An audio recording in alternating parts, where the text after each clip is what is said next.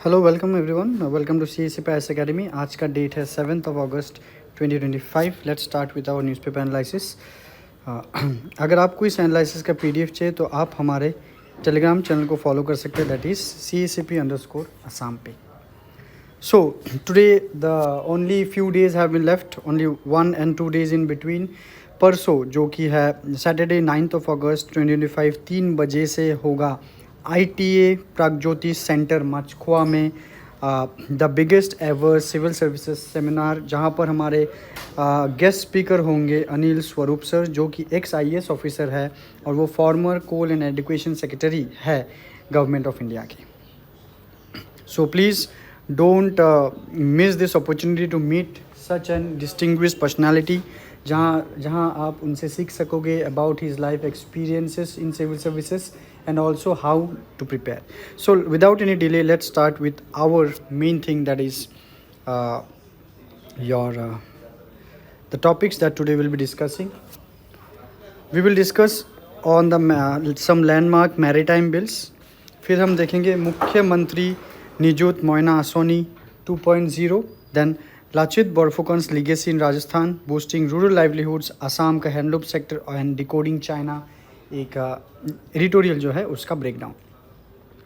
So what is the landmark bills, let's see. तो यहाँ पर आप हमारे स्टेट के मिनिस्टर को देख सकते हैं। Parliament passes 2 landmark maritime bills. तो यहाँ से हम क्वेश्चंस क्या बनाते हैं, like discuss the significance of the merchant shipping bill and the carriage of goods by sea bill 2025। तो ये 2 बिल पास हुआ है and became an act। So these are the 2 bills, number 1 and number 2। merchant shipping bill 2024 passed by Lok Sabha and carriage of goods by sea bill 2025 passed by the Rajya Sabha। So these are the first landmark legislations under Ministry of Ports, Shipping and Waterways, जहाँ पर आप देख सकते हो जो हमारे minister Sarbananda Sonowal जी है वो है इस मिनिस्ट्री के अधिकारी। Replacing outdated colonial era laws. तो व्हाट आर द सिग्निफिकेंस है, जो ये 2 लॉ है, it will reflect the shift towards proactive, clean and green maritime governance, which will talk about कि प्रोएक्टिव की जो मैरीटाइम कभी कभी जो स्लगिश हो जाता है, दैट मीन्स जहाँ से ट्रेड वॉल्यूम बहुत कम हो जाता है, उस चीज़ को एक्टिव रखना, बहुत ज़्यादा वो काम करना,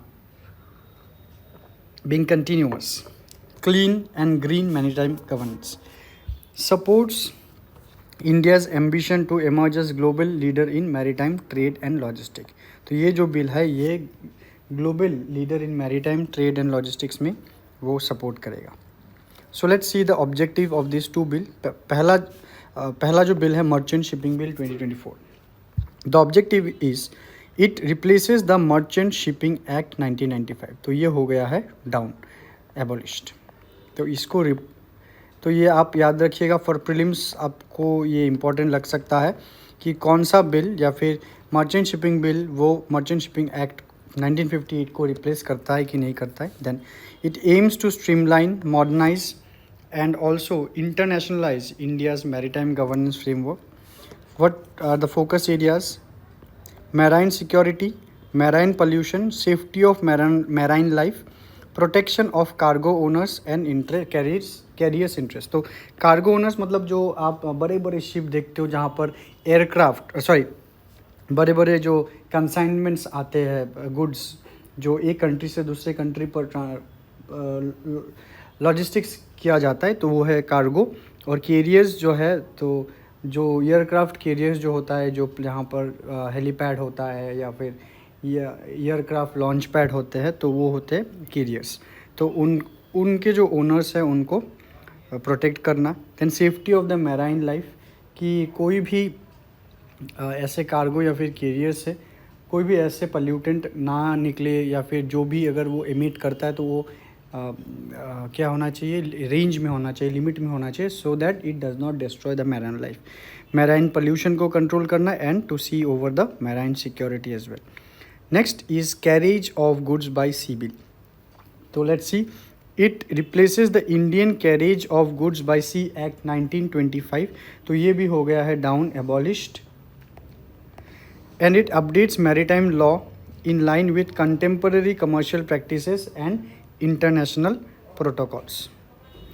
ठीक है, मतलब जो इंटरनेशनल प्रोटोकॉल है, जो नियम है, उन सब से वो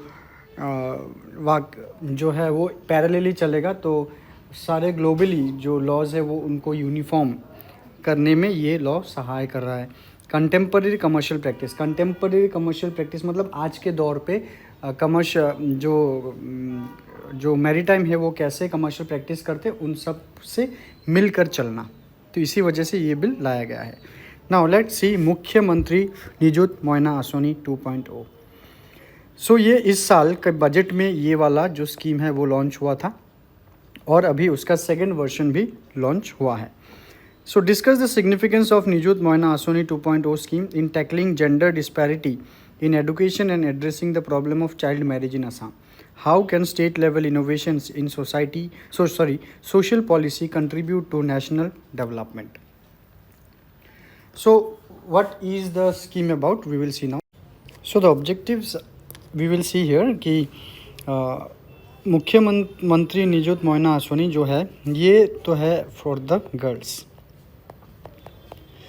जहाँ पर it will ensure the financial empowerment and academic continuity of the girls. की जो फैमिलीज़ है वो पैसों की अभाव के वजह से वो अपने बच्चों की मतलब गर्ल चाइल्ड के वो पढ़ाई को कंटिन्यू नहीं रखते हैं and they give them marriage that leads to child marriage, जो कि एक सोशल ईविल है.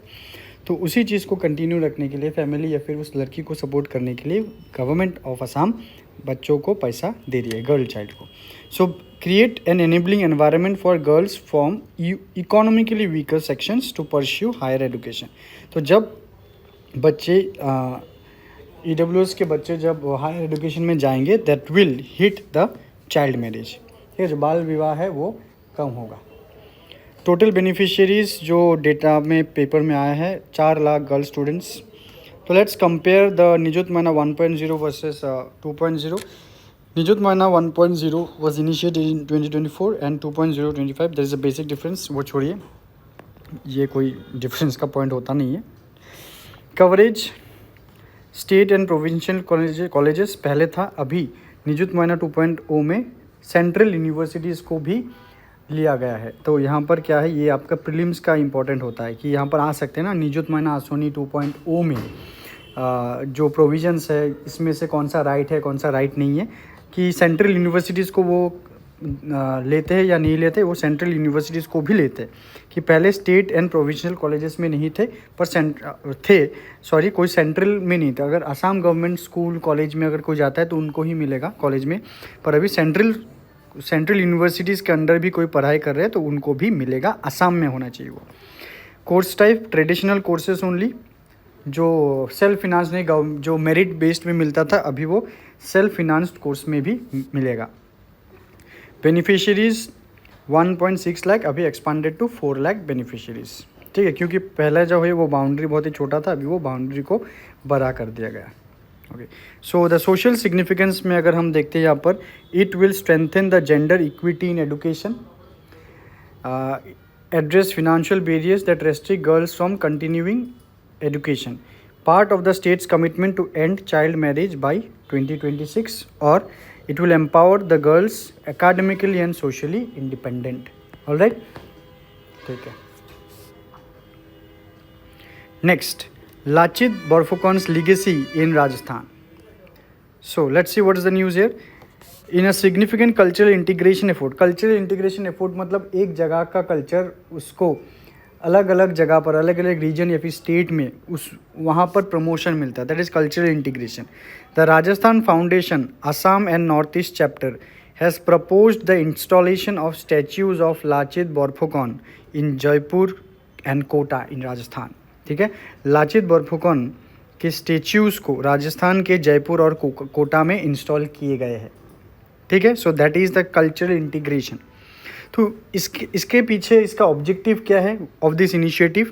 First one, it will bridge the regional pride with national identity. कि जो रीजनल प्राइड ऑफ असम, अगर उनको अलग अलग स्टेट में रिकग्निशन मिल रहा है, आइडेंटिफाई कर किया जा रहा है, तो that will be aligned with the national identity कि Lachit Borphukan he is not just a face of Assam but also the face of the whole nation India.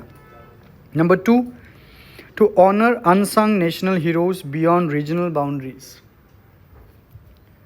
ठीक है कि he was the regional hero, Assam का हीरो, पर ये जो cultural integration होगा उनसे ये heroism will be spread throughout the country. Third, to instil patriotic values, देशवासी के मन में अपने देश के लिए प्रेम जगाना, and cultural awareness among the youth create करना.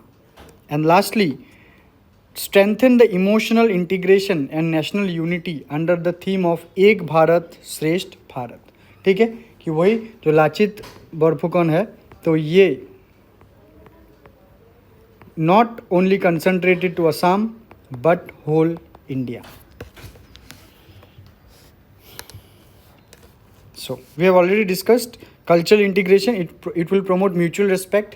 कि अगर असम में भी किसी दूसरे स्टेट से जो रीजनल हीरोज़ हैं उनको भी रिकॉग्निशन असम में भी मिलेगा इन आने वाले टाइम में. Understanding between north eastern and western India. Nation building, it fosters a sense of shared history and composite nationalism. Thirdly, awareness generation highlights lesser known heroes in mainstream India. Academic values, it enriches history and moral education curriculum through regionally diverse contribution to the Indian freedom struggle. Next, boosting rural livelihoods. So based on this article, let's discuss. The rural livelihoods are central to India's inclusive and sustainable development. That means the rural livelihood है, it is the center for India's inclusive growth and sustainable development, which emerging non-traditional agricultural sectors जैसे कि B keeping, मतलब honey bee rearing को B keeping कहा जाता है, जो हनी उनसे निकाला जाएगा. सेरिकल्चर मतलब जहाँ से सिल्क प्रोड्यूस होगा. टी कल्टीवेशन और मशरूम फार्मिंग, ये जो है ये रूरल इकोनॉमी को एक नया शेप दे रहे. इकोनॉमी बाय जनरेटिंग एम्प्लॉयमेंट, जहाँ पर हमें रिसेंटली पिछले कुछ सालों में, दशकों में हमें वहाँ पर एम्प्लॉयमेंट डिक्लाइंड मिले हैं. And it will promote sustainability and will empower the marginalised groups. So let's see the key sectors and there impact. तो पहला है बी कीपिंग. बी कीपिंग के की सेक्टर्स और इनका इम्पैक्ट क्या है.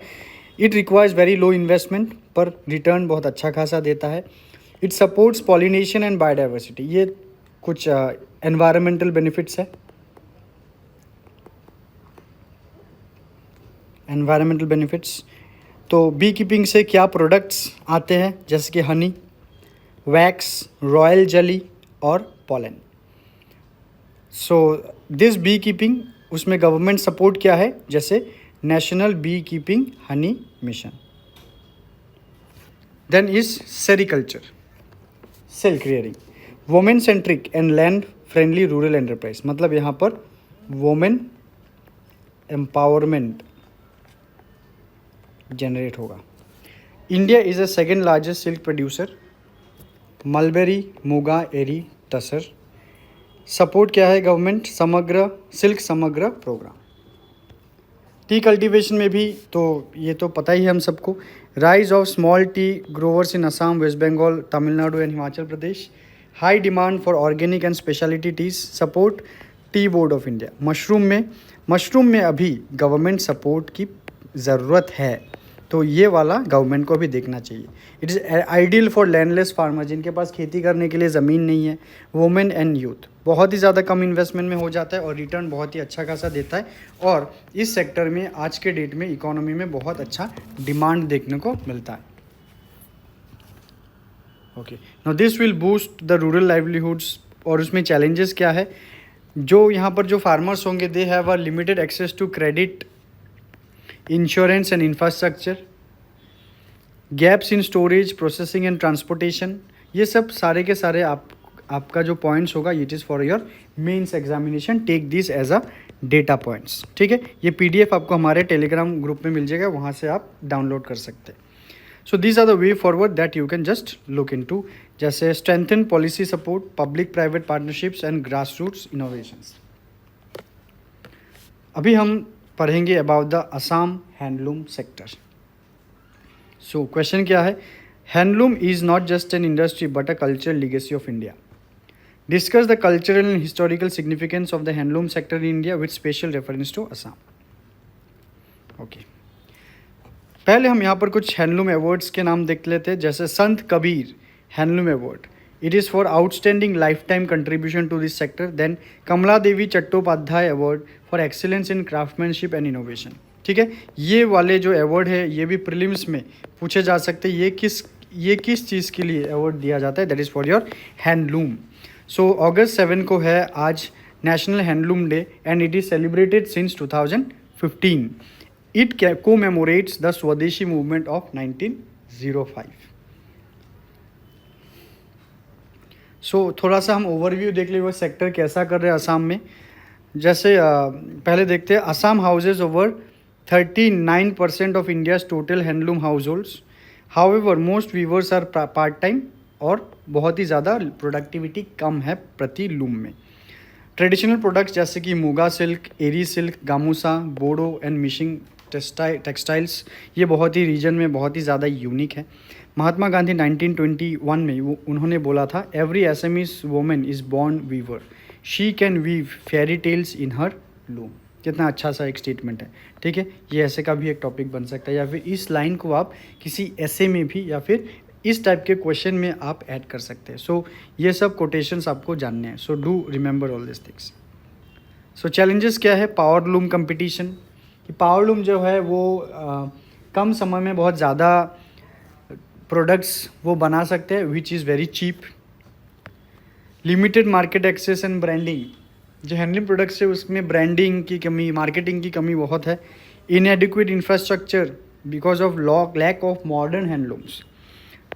राइज, अभी मॉडर्न हैंडलूम का मतलब पावर लूम नहीं है, मॉडर्न मतलब हैंडलूम ही होगा बट थोड़े से मॉडर्न होंगे वो। Rising raw material cost and absence of design and innovation and dependence on middle man, जिसके लिए जो कॉस्ट है वो बहुत ज़्यादा बढ़ जाता है and it leads to poor returns to the weavers. तो these are the way forward that you can just take this as a data point and write in your mains. So let's see the next one, decoding China. Decoding China, lessons for a vulnerable India. किस context में आज का ये news है? India's aspiration to become a global manufacturing hub is increasingly challenged by subtle yet strategic moves by China aimed at retaining its dominance in high-tech manufacturing and global supply chains. China का जियो economic strategy अगर हम देखते हैं, first one, withdrawal of engineers. China has quietly recalled technical experts from India's manufacturing sector, disrupting crucial knowledge transfer in electronics and manufacturing. मतलब China ने अपने technical experts जो India में थे, जो टेक्नोलॉजी या फिर नॉलेज ट्रांसफर्स कर रहे थे, उनको बुला लिया है वापस, जहाँ तो इंडिया के यहाँ जो ग्रोथ होने वाला था उसमें रुकावट बन सकता है। Next is export restrictions, non tariff curbs on rare earth minerals या फिर रेयर अर्थ कंपोनेंट्स, जिससे सेमीकंडक्टर्स या फिर गैजेट्स बनते हैं, इलेक्ट्रॉनिक इक्विपमेंट्स बनते हैं, जैसे गैलियम, जर्मेनियम एंड ग्रेफाइट, उसके ऊपर कुछ नॉन टैरिफ कर्व्स लगाए हैं चाइना ने। Critical minerals and high and manufacturing equipment के ऊपर भी। देन सम इनफॉर्मल बैरियर्स जैसे verbal instructions and administrative delays, कि इंडिया के साथ ट्रेड में थोड़े से कुछ डिले करना।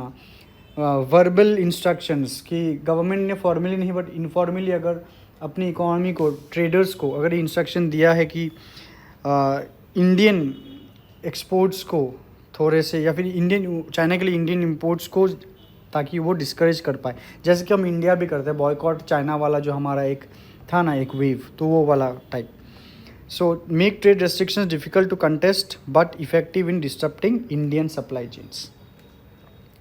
So strategic implications क्या हो सकते हैं इंडिया के लिए?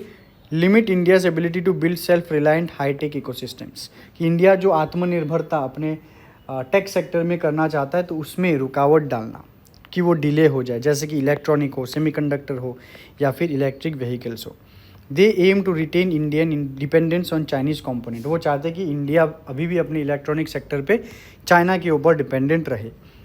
इंडिया का क्या चैलेंज है यहाँ पर? It continued reliance on import for critical company like chip semiconductor sensor on China. Despite the make in India and PLI scheme, India का मैन्युफैक्चरिंग ट्रांसफॉर्मेशन अभी भी इनकम्प्लीट है, क्योंकि वो बहुत ही ज़्यादा नया है। It's all started from 2014। ठीक है, next, India must develop focus on developing indigenous capacity, strategic mineral etcetera and R&D investment. तो ये होता है, ये होगा way forward. This point is way forward. Alright, तो यहाँ पर और कुछ वे फॉरवर्ड है, please do note down. So students, we are at the end, और this is just an information for you कि अगर आप या फिर आपके कोई भी करीबी अगर वो CSP IAS अकेडमी के साथ कोचिंग लेना चाहते हैं तो वो हमारे इस नंबर पे कॉल कर सकते हैं। Till then, thank you so much and take care.